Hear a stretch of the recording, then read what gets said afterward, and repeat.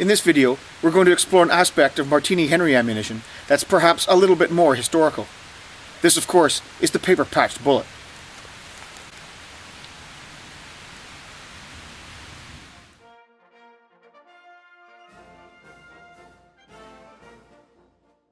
As mentioned in the previous video on Martini ammunition, the service projectile was a smooth-sided, paper-patched bullet, weighing 480 grains and made of a 12-to-1 lead-tin alloy. It was wrapped in paper patching that stretched twice around the circumference, which was then lubed for the lower third only, before being crimped into the rolled brass foil casing or the later drawn brass variety. Peculiar to this bullet was the fact that it was tapered, its base being .451 in diameter and its nose at .439. This bullet was the product of 1860s technology, and it was envisaged that the narrow nose would ride in the bore, while the larger base would bump up and fill the rifling on firing. This does not quite conform to modern practice, whereby a bullet or bullet and patch combination is of a size that matches the groove diameter before firing. As mentioned previously in other videos, this measurement on the Martini Henry was .469 at the throat. Although one of the primary reasons for experimenting with paper-patched ammunition is to test out the service bullet, I have used other variations that differ in dimension from this bullet. Thanks to Martin at Xring Services, I have this mold that casts the .451 tapered service bullet. By way of further experimentation, I have this .451 parallel-sided Lee Shaver bullet from Buffalo Arms. And from Accurate Molds, I have this version, which casts a modification of the service bullet in that it is .457 in diameter and it is parallel-sided.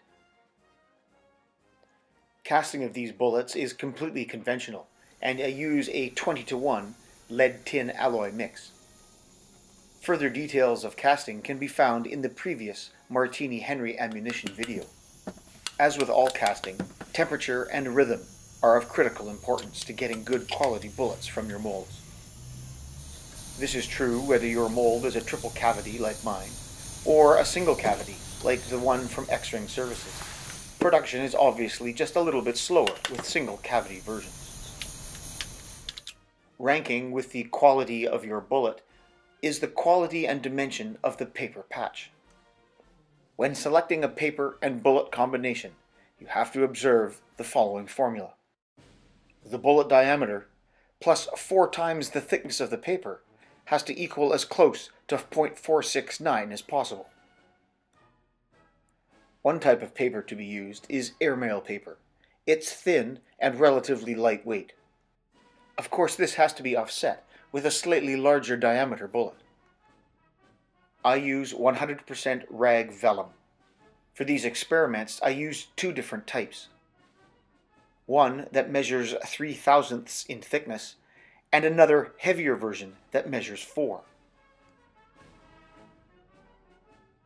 One of the reasons for paper patching is to prevent leading, and therefore the paper patch must cover the appropriate amount of the bullet.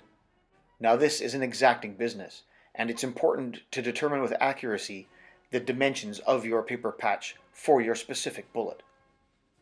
First, determine where the ogive of your bullet begins. In the case of my .457 bullet, it's right here. The mold conveniently produces a semi-visible line in the bullet. A measurement from this point to the base of the bullet, plus slightly less than half the diameter, will provide you with the width of your paper patching. In this case, 1.07 inches. For production of large numbers of paper patches, simply cutting large strips in your paper at the appropriate width is sufficient. By somewhat of a fluke, the paper that I used to create the cartridges for my Enfield rifle musket leave a 1-inch strip across the top of the pad. Although this strip isn't quite the 1.07 as arrived at through the calculations, I found that this width seems to work well enough. Besides, waste not, want not. Once the width of your paper patching has been arrived at, we can now measure for length. The first step is to take a length of your paper patching and wrap it around the bullet twice, making sure that there's no wrinkles. You'll notice that this example already has its end beveled, but this is not required for the measurement of the length of the patch. You'll notice also that the lower layer of paper has been left exposed. This will make it easy to locate with the second layer on top. Once wrapped twice tightly around, make a small cut in the outer layer corresponding to the beginning of the inner layer. Then remove the paper patching and examine the distance between the beginning of the patch and your small cut mark.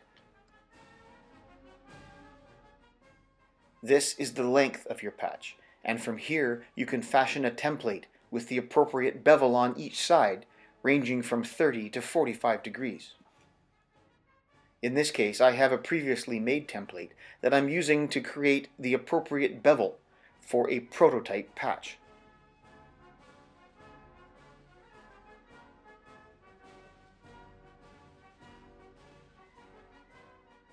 Once the prototype patch has been cut, you can then test it on a bullet by wrapping it around tightly twice to ensure that there is no overlap or, in fact, underlap of the paper.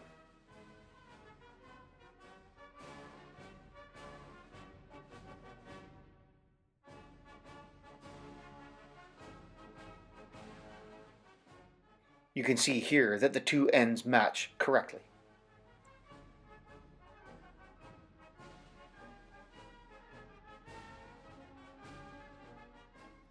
Once you've transferred the dimensions of your prototype patch onto a template made of metal, you can then go into production with your strip of paper, cutting patches with ease.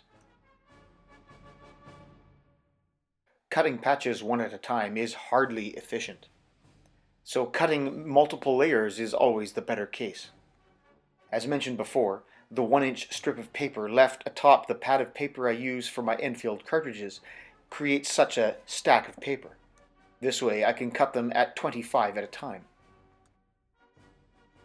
As you can see, because this strip of paper is at the top of the pad, the glue holding the pieces together remains, creating, in fact, a pad of paper patches.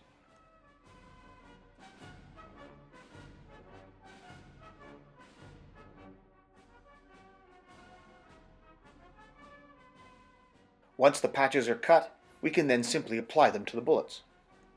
Although not necessarily required, soaking the patches in water aids greatly in their adhesion to the bullet. Some people use a homemade jig to ensure that the paper patch is correctly aligned and it applies evenly to the outside of the bullet. Through a bit of practice, I've realized they don't necessarily require such a device. On the bullet that I'm using, in this case the .457, the ogive and the parallel sides are clearly marked. This faint line is enough to line up the paper patch, which is then rolled tightly twice around the bullet. I smooth the paper out with a ratcheting motion with my fingers, one hand holding, the other hand turning, and vice versa. Satisfied that the side of the bullet has been appropriately covered, I can then focus attention on the base. With 2 fingers, I incrementally fold the paper around the circumference of the base of the bullet. The smaller the increments, the tighter the paper will fit. Once all folded over, simply squeeze the base to set the paper. Then set it aside to dry.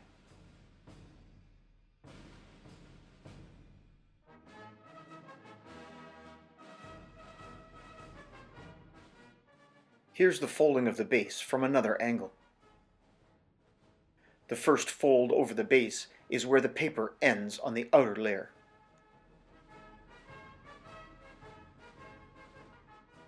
The process can be a bit finicky, but with a bit of practice things roll along quite quickly.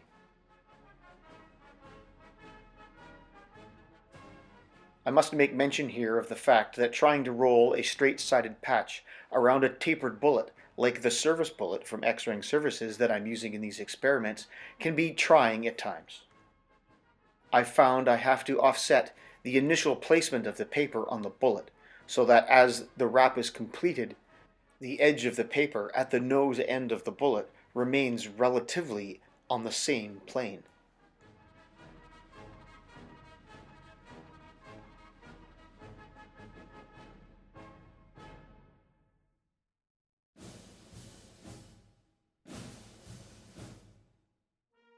I typically let the patches dry overnight, and when done so, have an almost papier-mâché quality to them. It's important to realize that for these experiments I used two kinds of paper. The 3,000th thick paper for the 457 and the 4,000th thick paper for the .451 bullets. The dimensions of the finished bullets are as follows. The 457 modified service bullet comes out at 470. The Lee Shaver bullet comes out at 467, while the service bullet measures 466 at the base and 457 at the top of the patch. While on the subject of sizes, I should take the opportunity to discuss an important point about, in particular, the .451 sized bullets, namely the service bullet and the Lee Shaver.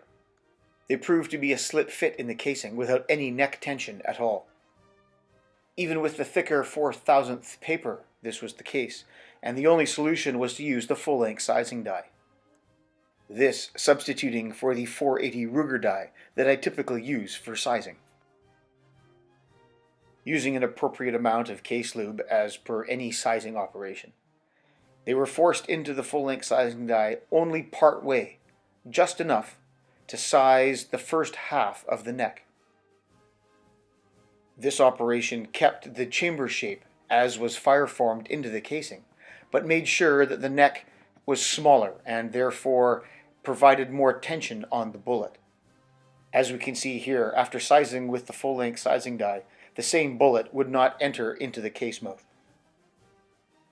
Once the patches are dry, the bullet can then be assembled in a standard fashion corresponding to that used with grease-groove bullets. First, the service charge of 85 grains of 2F powder. Then, a filler of some type, in this case, cotton wool. On top of that, one milk carton wad. Once these are in place, we can then use the mouth of the casing to cut the grease cookie out of the pan. This is followed by two more carton wads. These are to ensure that the grease cookie and the bullet separate cleanly at the muzzle. The bullet can then be seated, but not without one small preliminary step. I found that in the paper patching process there are always some small puckers around the bottom edge of the bullet, shown here. These can get caught on the rim of the casing when seating the bullet, and in order to ensure that this doesn't happen, simply taking a hard, in this case metal ruler, and rolling the bullet on a hard surface removes these and allows for smooth seating in the press.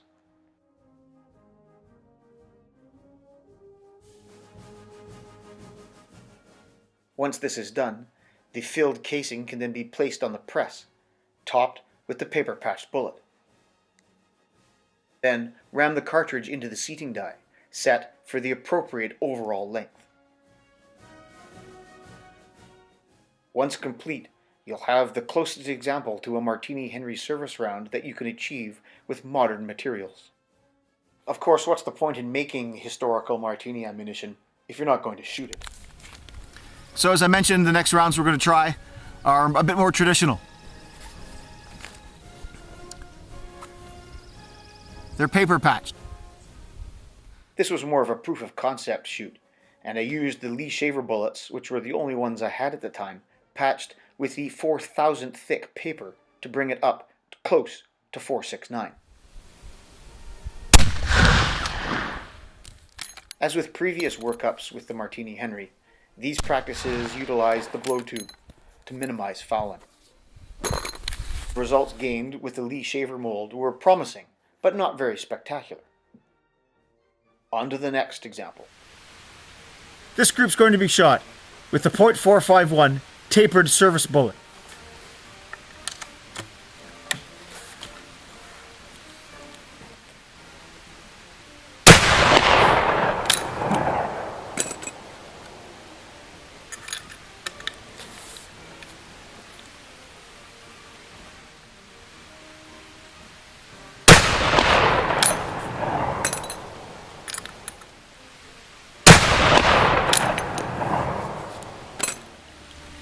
This group's going to be shot with the .457 parallel-sighted modified service bullet.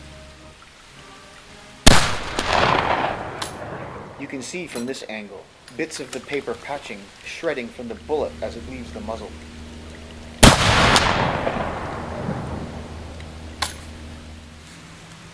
So pardon the lighting, it's a little bit dark in here, surrounded by trees, but these are the two groups shot with the .451 tapered service bullet and the .457 parallel-sighted modified service bullet.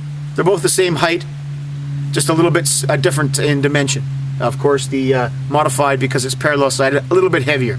This one being about 485 grains, and this one over here at around 508 was what they were measuring out to be. And that's with a 20-to-1 alloy mix. Top to bottom, the service bullet, about 7.5 inches, and well, it's just over 4 with one flyer. Without that flyer, it's well under 3 inches. So that's pretty good start. Both of which, first time I ever shot them, 85 grains of powder, blow tubing with both. Good place to start with either round. Although I don't know how I'm going to get much better than that. It's important to realize that the two groups just shot with those two different bullets were done so with absolutely no workup. So although the modified service bullet did perform slightly better, the service bullet proper might perform just as well with a slightly less or more powder charge. With shooting completed, all that remained was to plug the results into the figure of merit calculator. First up, the Lee Shaver bullet. Its best performance was a figure of merit of 1.65 and a grouping size of 4.47 inches. The service bullet performed rather less consistently, but it's important to remember that this is the first time it's been shot, and more workup is required. It came out with a figure of merit of 2.33 and a group size of 7.11 inches. By far the best surprise of all the range shooting done with paper-patched bullets was the performance of the modified service bullet. Its initial group measured a figure of merit of 1.20 inches and a group size of 4.5. Perhaps as a small indulgence, by removing the flyer, as it were, or the round that was farthest from group center, the figure of merit shrank to 1.06 inches with a group size of 3.24. All in all, I was very pleased with the efforts made with all three bullets. Once comprehensive testing is complete, I'm sure I'll arrive at one that stands out. I'd like to give a shout out to Tom at Accurate Molds. He was kind enough to help me with my modified service bullet. Delivery was prompt and quality is exceptional. And don't forget Martin for all your Martini brass and now service bullet needs.